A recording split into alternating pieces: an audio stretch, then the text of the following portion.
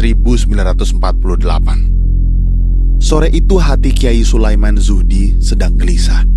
Sejak menerima undangan tadi siang, hatinya merasakan ada sesuatu hal yang ganjil dan tidak beres. Sebagai seorang kiai yang memiliki kepekaan spiritual dan kedekatan dengan Sang Halik, ia berfirasat bahwa sesuatu hal yang besar bakal segera terjadi. Namun, semua itu ia pasrahkan kepada Sang Maha Pengatur hidup manusia. Malam itu, sang kiai tidak lepas dari sajadahnya. Ia terus melakukan salat serta berzikir, berdoa, dan memohon keselamatan kepada Allah. Subhanallah, subhanallah, subhanallah, subhanallah, subhanallah, subhanallah, subhanallah. Sebagai seorang guru pengamal tarekat Naksabandiyah Kholidiyah, Kiai Sulaiman memang ahli ibadah. Ia memasrahkan apapun yang akan terjadi kepada Sang Halik. Kiai Sulaiman terpekur di atas sajadahnya hingga subuh.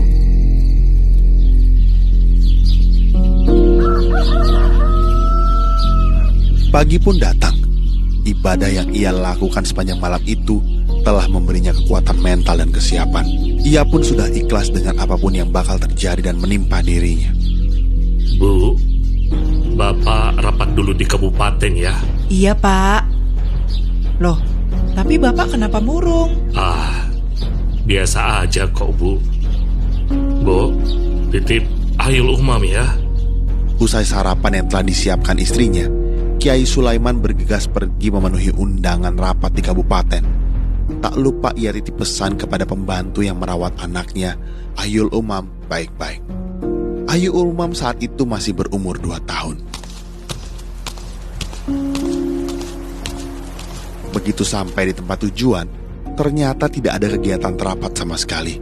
Beberapa orang PKI dan tentara komunis FDR menyambut kedatangan Kiai Sulaiman.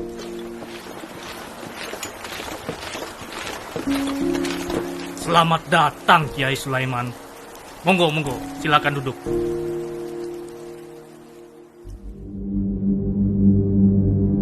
Rupanya di situ juga sudah ada para tokoh yang dikecoh oleh undangan bodong itu.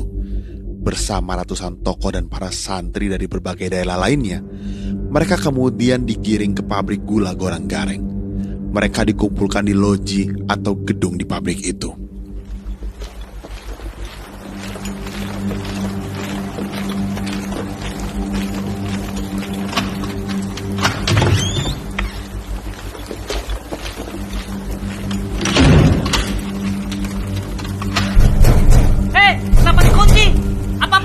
Keluarkan kami dari sini! Hai, anti komunis! Kamu mau berbuat apa kepada kami?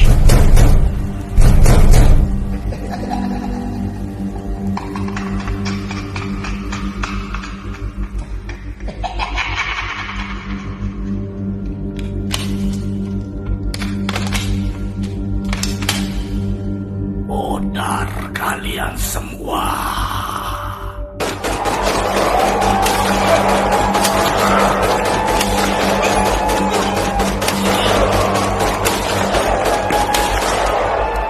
Apa yang terjadi? Ratusan orang yang sudah dikumpulkan di loji itu diberondong senapan mesin. Tentara komunis memberondong dari balik jendela. Rupanya ada satu orang yang berlindung di bawah jendela dan luput dari berondongan peluru. Rokib namanya. Ia masih kerabat Kiai Sulaiman. Ia berlindung dalam keadaan telanjang tak berpakaian.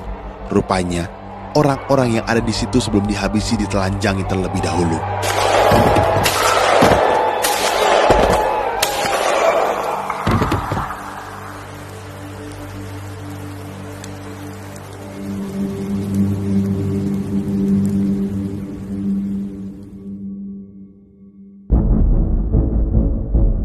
Masih ada rombongan lain di kabupaten yang dikumpulkan komplotan PKI.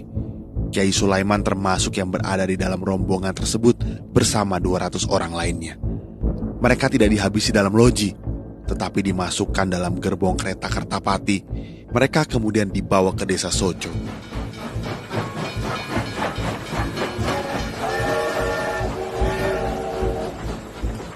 Gerombolan PKI menggiring para kiai sambil menodongkan senjata. Sampean masuk ke dalam. Tidak, aku ini mau kau apakan? Wes kowe menengae. Masuk. Ternyata di tempat ini terdapat 2 sumur tua.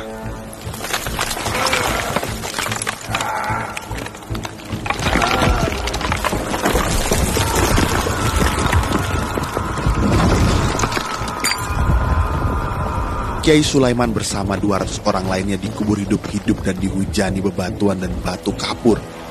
Namun kiai ini tidak langsung mati. Warga desa Soco mendengar suara zikir.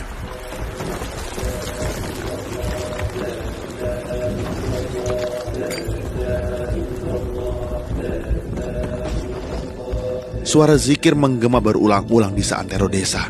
Namun penduduk tidak tahu dari mana suara zikir itu berasal. Dan suara zikir itu masih didengar para warga selama 7 hari.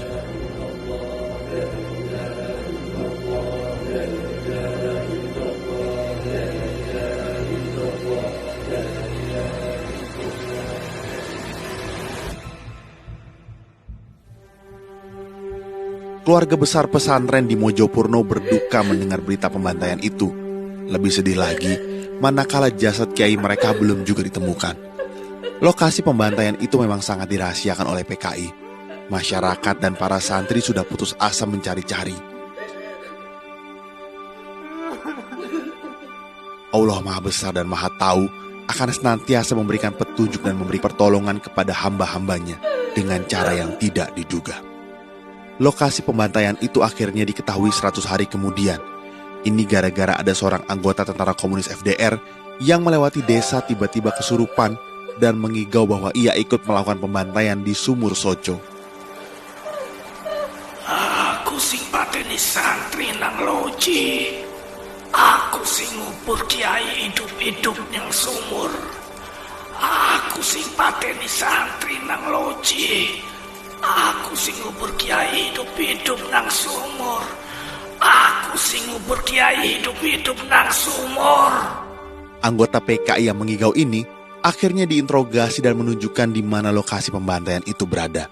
Masyarakat dan keluarga korban pun berbondong-bondong menuju lokasi yang telah ditemukan.